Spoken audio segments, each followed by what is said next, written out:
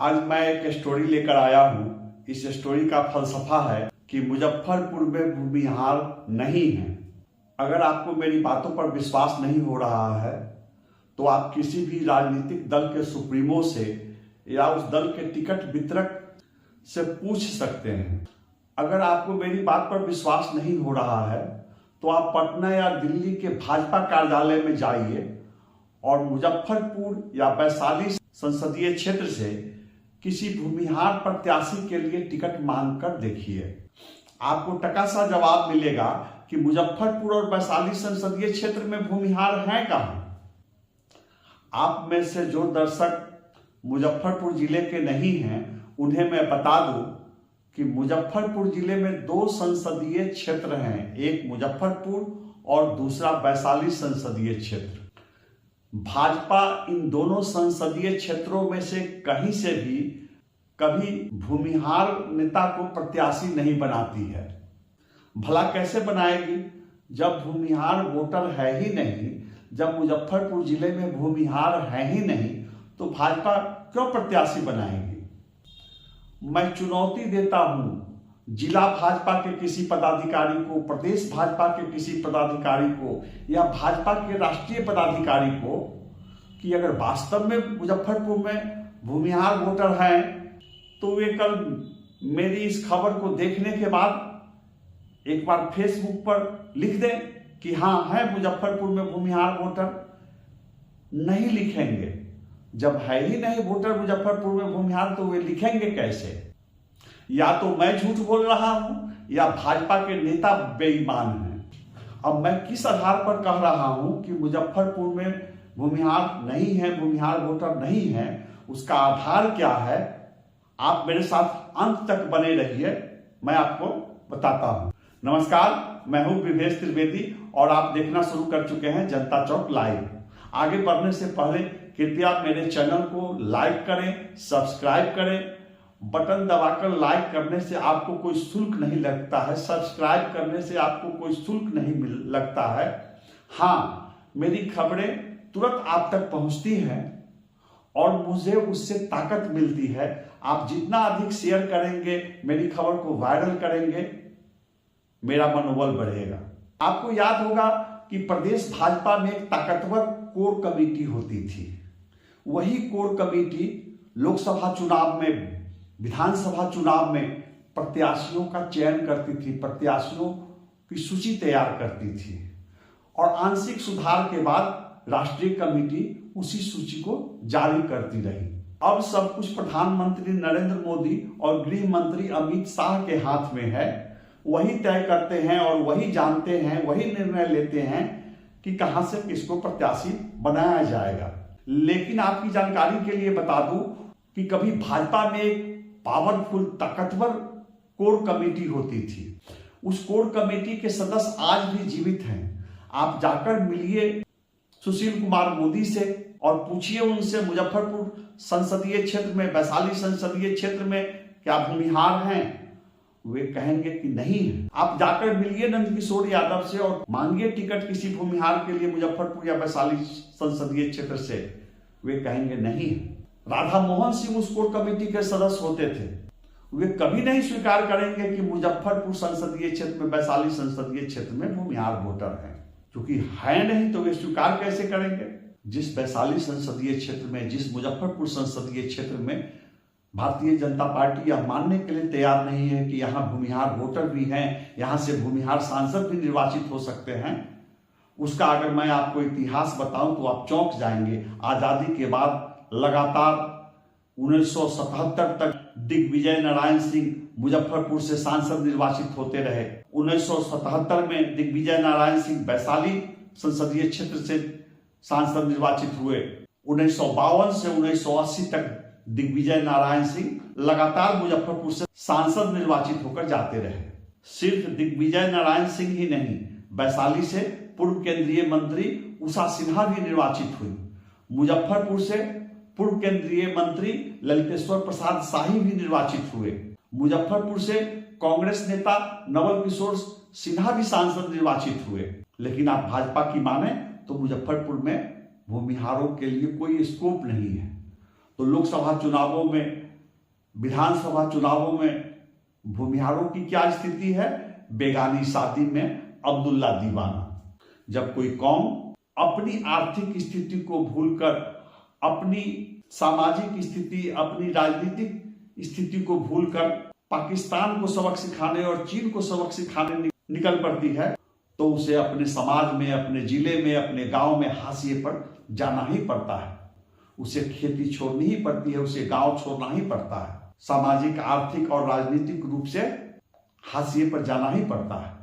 मैं 31 वर्षों से पत्रकारिता करते आ रहा हूं। मैं 1995 से अब तक 7 लोकसभा चुनावों के दौरान और 7 बिहार विधानसभा चुनावों के दौरान समाचार संकलन किया हूं, और मैं बराबर सुनता आया हूं कि मुजफ्फरपुर में भूमिहार नहीं है। अंतिम बार भाजपा ने 1994 के वैशाली उपचुनाव में एक भूमिहार प्रत्याशी को खड़ा करने की रस्म अदायगी की थी। उसके बाद भाजपा ने मुजफ्फरपुर में कभी किसी भूमिहार को प्रत्याशी नहीं बनाया। अगर भूमिहार वोटर होते, अगर भूमिहारों की आबादी होती तो भाजपा जरूर बनाती। अंदर की बात क्या है, जमीनी हकीकत क्या है, आप मेरे साथ बने रहिए। आज मैं आपको बहुत रोचक जानकारी दूंगा। मुजफ्फरपुर के भूमिहार भाजपा नेता हर लोकसभा चुनाव के पहले बड़े अरमान से पटना जाते रहे, दिल्ली जाते रहे, और उन्हें जवाब क्या मिलता रहा कि साहब आपके यहाँ भूमिहार वोट है कहाँ जो आप टिकट मांगने चले आते हैं। मुजफ्फरपुर के भूमिहारों को तो भारतीय जनता पार्टी का एहसान मानना चाहिए कि जिले के 11 विधानसभा क्षेत्रों में से एक विधानसभा क्षेत्र मुजफ्फरपुर शहरी क्षेत्र से भाजपा एक 2 अपवादों को छोड़कर भूमिहार प्रत्याशी खड़ा करने की कृपा करती है। एक बार कांटी में भी भूमिहार प्रत्याशी अरविंद कुमार सिंह को टिकट देकर भारतीय जनता पार्टी ने बड़ा आसान किया। वह जमाना बीत गया जब भारतीय जनता पार्टी को और उससे पहले जनसंघ को चुनाव लड़ने के लिए प्रत्याशी मिलते ही नहीं थे। उन दिनों भाजपा, उन दिनों जनसंघ साधन संपन्न भूमिहारों पर दबाव डालकर उन्हें मनाकर और प्रत्याशी बनाया करती थी। आज भारतीय जनता पार्टी के पास प्रत्याशियों की कमी नहीं है, तो भला भाजपा भूमिहार को क्यों प्रत्याशी बनाए? जब टिकट का वितरण हो जाता है, जब जनता के बीच जाने की बारी आती है, जनता से वोट मांगने का समय आता है, तब भारतीय जनता पार्टी के नेताओं को याद आती है कि मुजफ्फरपुर जिले में भूमिहार वोटर भी हैं। तब वे भूमिहार वोटरों के दरवाजे पर जाना शुरू करते हैं, क्योंकि तब तो भाजपाइयों को नानी याद आने लगती है। और सच कहूं तो तब भाजपा को पता चलता है कि मुजफ्फरपुर के 11 विधानसभा क्षेत्र में एक मीनापुर को छोड़कर 10 विधानसभा क्षेत्र ऐसे हैं जहां अगर भूमिहार वोटर भाजपा का समर्थन नहीं करे, एनडीए का समर्थन नहीं करे, तो किसी कीमत पर भाजपा की जीत नहीं होगी, किसी कीमत पर एनडीए की जीत नहीं होगी। लेकिन यह बात भाजपा को कब समझ में आती है? जब भाजपा प्रत्याशी का चयन करने के बाद, नामांकन के बाद चुनावी समर में कूदती है। आज मैं आपको बताऊंगा कि मुजफ्फरपुर के किन 10 विधानसभा क्षेत्रों में भारतीय जनता पार्टी भूमिहारों के समर्थन के बगैर, भूमिहारों की मदद के बगैर कभी नहीं जीत सकती है। सबसे पहले मैं आपको बता दूं कि मुजफ्फरपुर के 11 में से 2 विधानसभा क्षेत्र, एक बोचहा विधानसभा क्षेत्र, दूसरा सकरा विधानसभा क्षेत्र, ये सुरक्षित है अनुसूचित जाति के लिए। इन दोनों विधानसभा क्षेत्रों में अगर भूमिहार वोटर समर्थन नहीं करे तो भाजपा कदापि नहीं जीतेगी। एनडीए की जीत की बात सोची भी नहीं जा सकती है। आपको हाल में याद होगा बोचहा में उपचुनाव हुआ, भूमिहार वोटर नाराज थे। उसके बाद क्या हुआ? भारतीय जनता पार्टी के सेंट्रल मिनिस्टर को, राज्य सरकार के मंत्री को, 2-2 डिप्टी सीएम को, विधायकों को एक पंचायत की जवाबदेही दी गई। इस बात की जवाबदेही कि आप जाइए बोचहा में और भूमिहार वोटरों को मनाइए। लेकिन भूमिहार वोटर नाराज थे, भूमिहारों ने वोट नहीं दिया और 36,000 से अधिक वोटों से भाजपा प्रत्याशी की हार हो गई बोचहा उपचुनाव में। आप गूगल पर जाकर बोचहा उपचुनाव का परिणाम देख सकते हैं और पता चल जाएगा कि क्या दुर्गति हुई थी भूमिहारों की नाराजगी की वजह से बोचहा में। मैं बोचहा पर भी आऊंगा और सकरा पर भी आऊंगा, लेकिन मैं सबसे पहले शुरू करता हूं पारू से। पारू विधानसभा क्षेत्र में राजपूत और भूमिहार मतदाता बराबर की संख्या में है। या अगर मैं मान लूं कि यहाँ भूमिहार मतदाता वहां से आकर शहर में बस गए हैं, पारू क्षेत्र के भूमिहार मतदाता शहरी क्षेत्र में आकर बस गए हैं, गांव में भी उनका मकान है, तो 2-4 हजार वोट भूमिहारों से राजपूत मतदाताओं के अधिक हो सकते हैं। पारू से भूमिहार जाति से वीरेंद्र कुमार सिंह जीतते थे जैतपुर स्टेट के, उषा सिन्हा जीतती थी।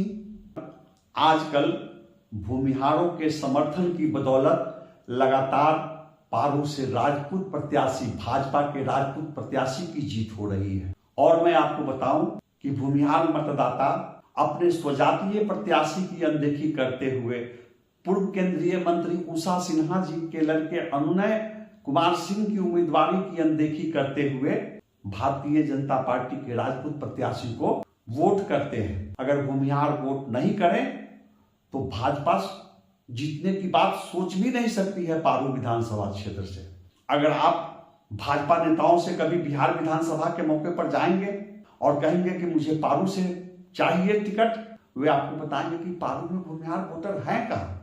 अब उसी के बगल में है साहेबगंज विधानसभा क्षेत्र। साहेबगंज विधानसभा क्षेत्र में भी भूमिहार निर्णायक हैं। कई बार वहां से भूमिहार विधायक निर्वाचित होते रहे हैं। इन दिनों वहां राजू कुमार सिंह विधायक हैं।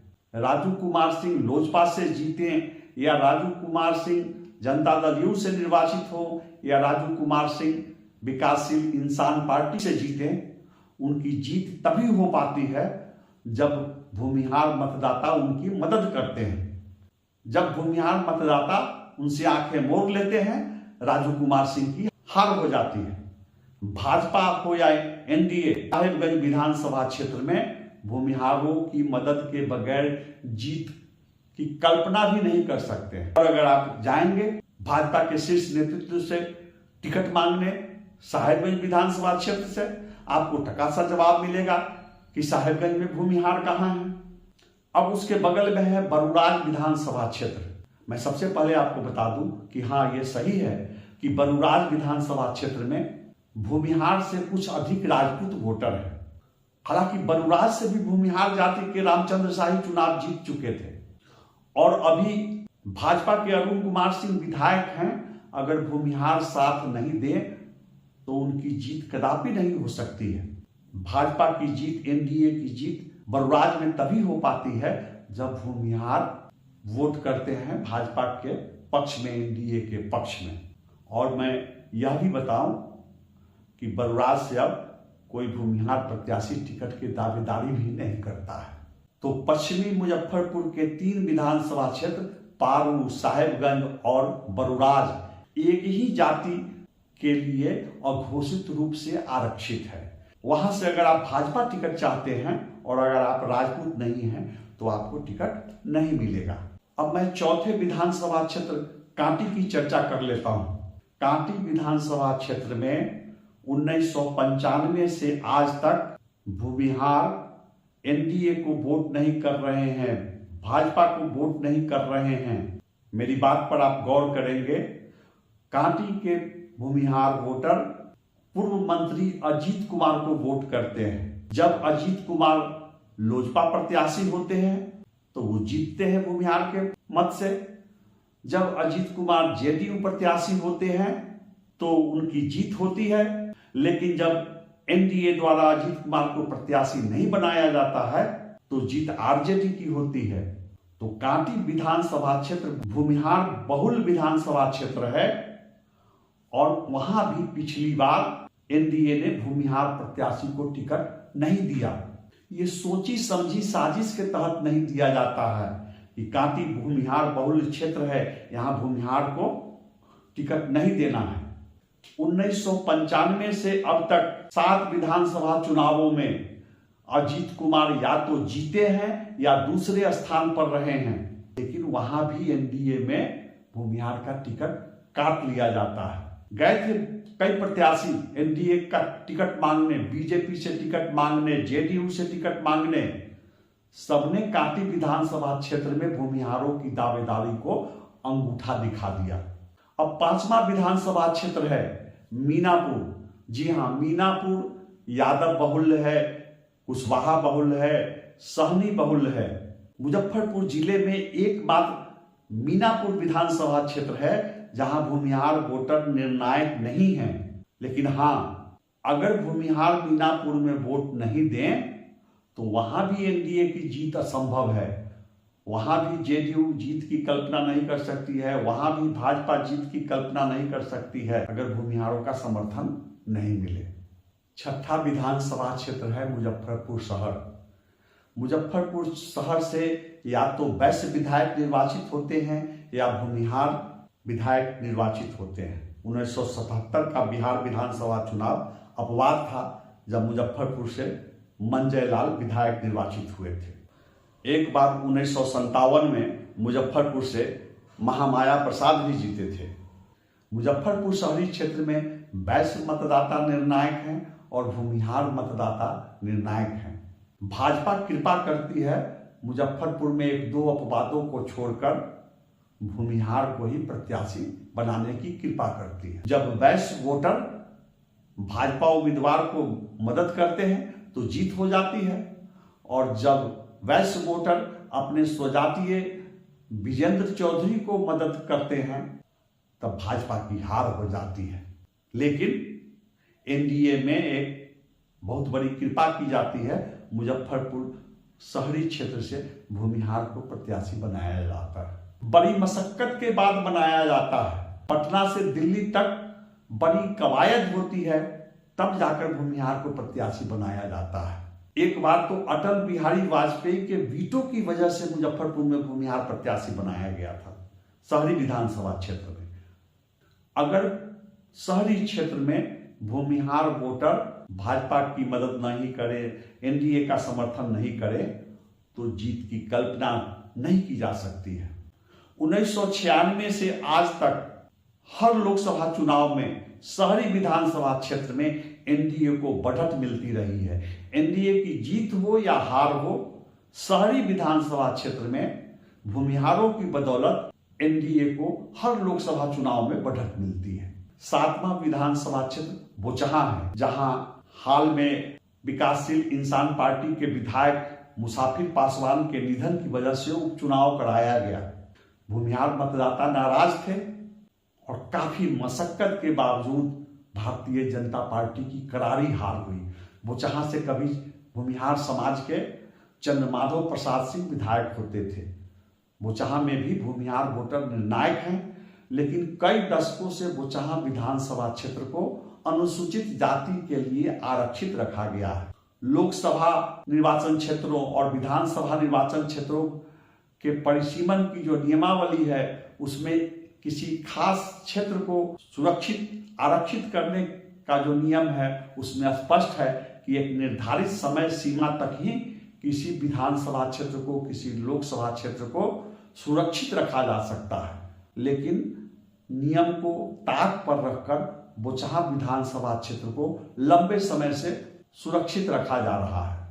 8वां विधानसभा क्षेत्र सकरा है, जहां से कभी दिग्गज कांग्रेसी नेता महेश प्रसाद सिंह विधायक निर्वाचित होते थे।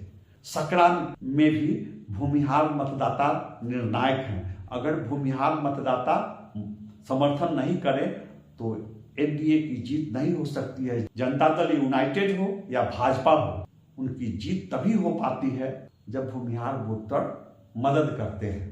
तो बोचहां के तरह सकरा विधानसभा क्षेत्र को भी कई दशकों से सुरक्षित रखा जा रहा है, अनुसूचित जाति के लिए सुरक्षित है। 9वां विधानसभा क्षेत्र है कुढ़नी। मुजफ्फरपुर शहर से सटा हुआ विधानसभा क्षेत्र है। यहां से एक बार कपिल देव नारायण सिंह और 4 बार साधु शरण शाही विधायक बने।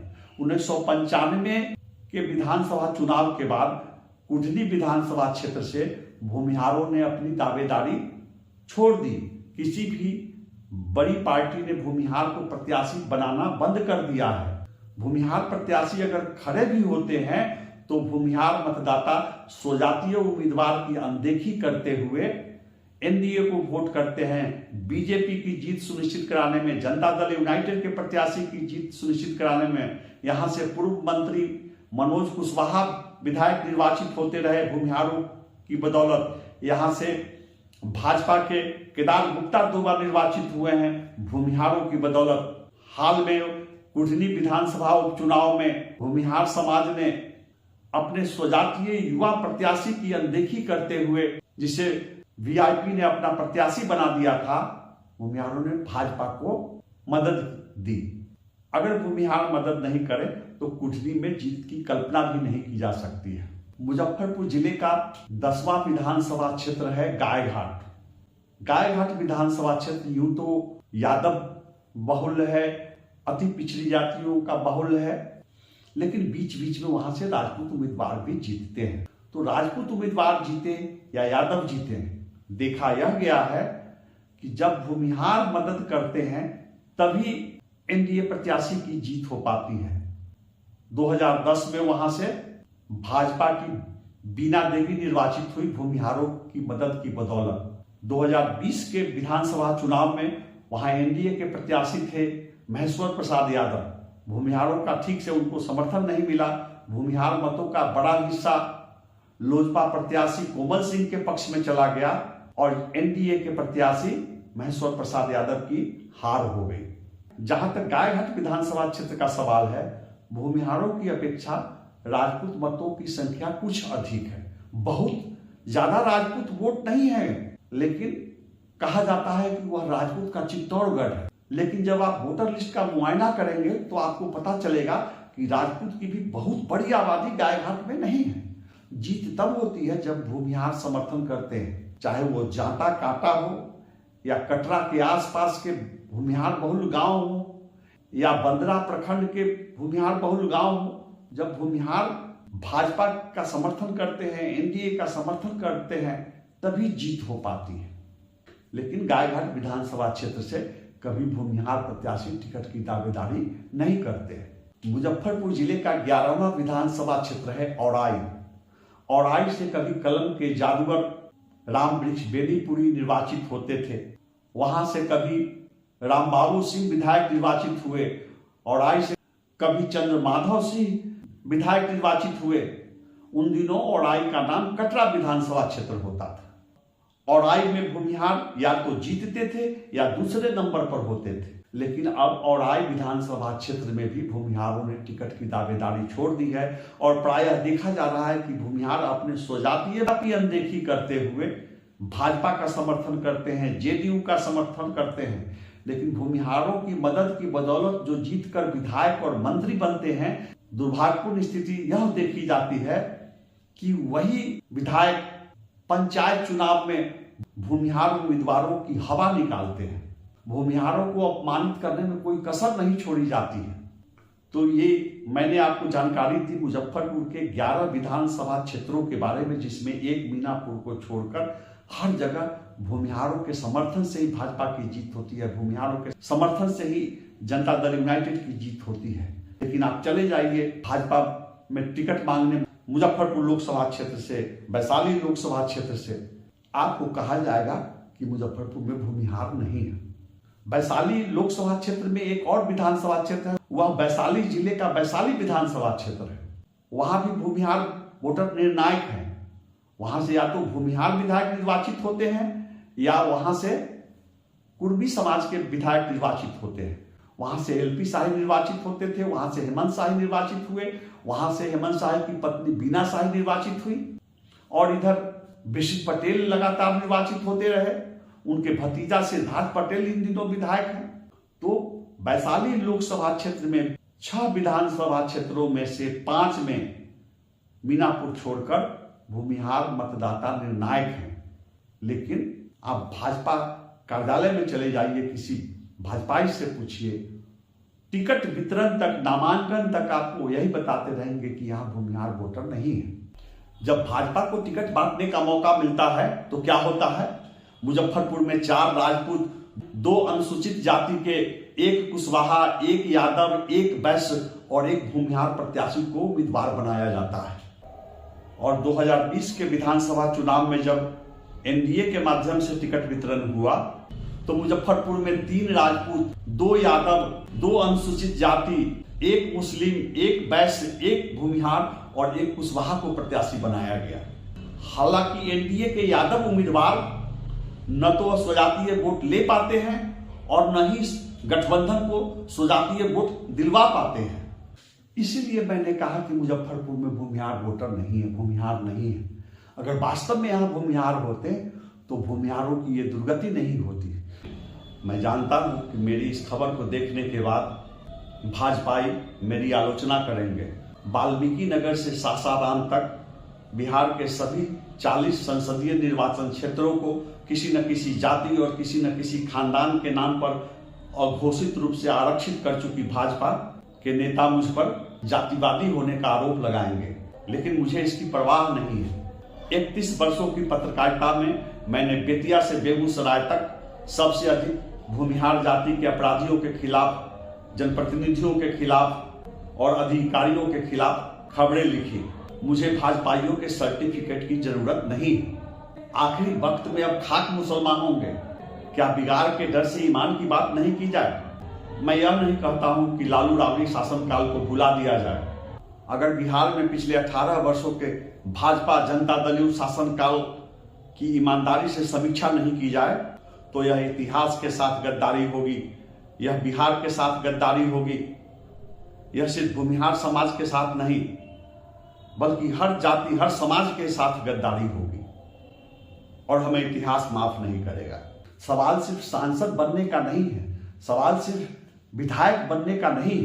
कैसे आर्थिक मोर्चे पर पिछड़ते जा रहे हैं, कैसे सामाजिक मोर्चे पर पिछड़ते जा रहे हैं और कैसे प्रशासनिक महकमे में भूमिहारों को अपमान झेलना पड़ता है, मैं उसकी कड़वी सच्चाई आपको बताने चला हूं।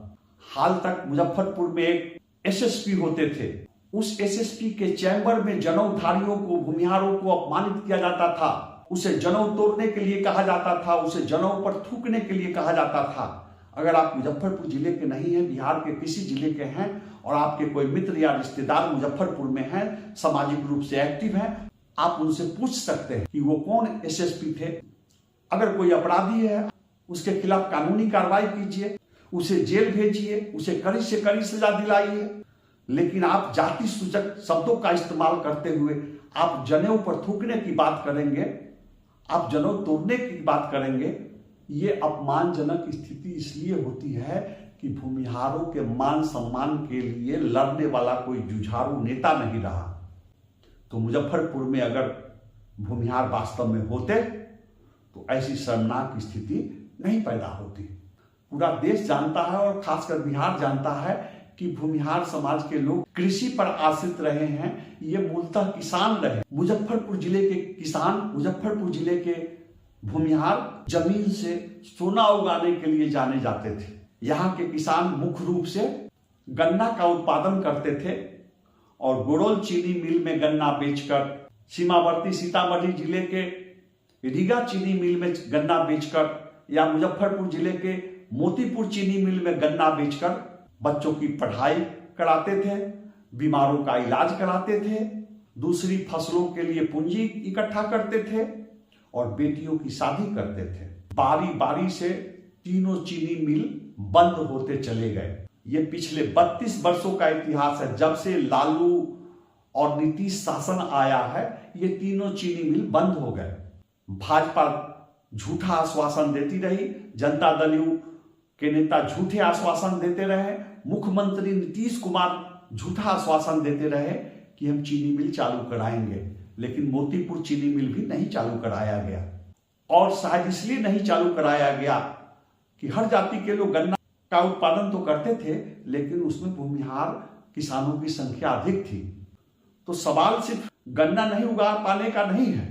क्या फर्क पड़ा मैं आपको बताऊं कि जो गन्ना बेचकर बेटियों की शादी करते थे, बच्चों को पढ़ाते थे, जो अपने गांव-गांव में हाई स्कूल खोले हुए थे, उन हाई स्कूलों में अच्छी पढ़ाई होती थी, जो अपने गांव में ही अपने बच्चों को अच्छी शिक्षा दिला पाते थे, अब वे गन्ना नहीं बेच रहे हैं। जब बेटी की शादी का समय आता है वे जमीन बेच रहे हैं।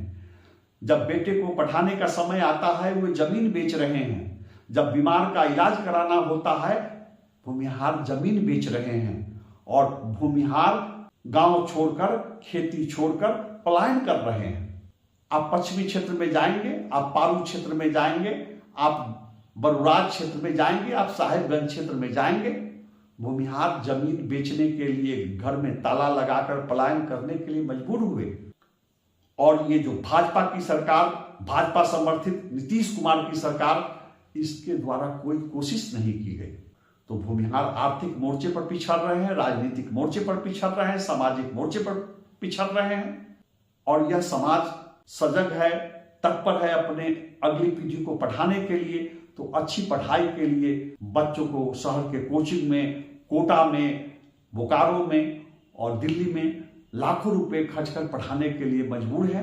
क्योंकि उन्हें बिहार में कोई भविष्य नहीं दिखाई दे रहा है, तो वे जमीन बेचकर बच्चों को पढ़ा रहे हैं। और एक बार जब बच्चा निकलकर कोटा चला जाता है, दिल्ली चला जाता है, बोकारो, रांची पढ़ने चला जाता है, तो आप कभी कल्पना नहीं कीजिए कि वह बच्चा कभी लौटकर मुजफ्फरपुर के किसी गांव में आएगा।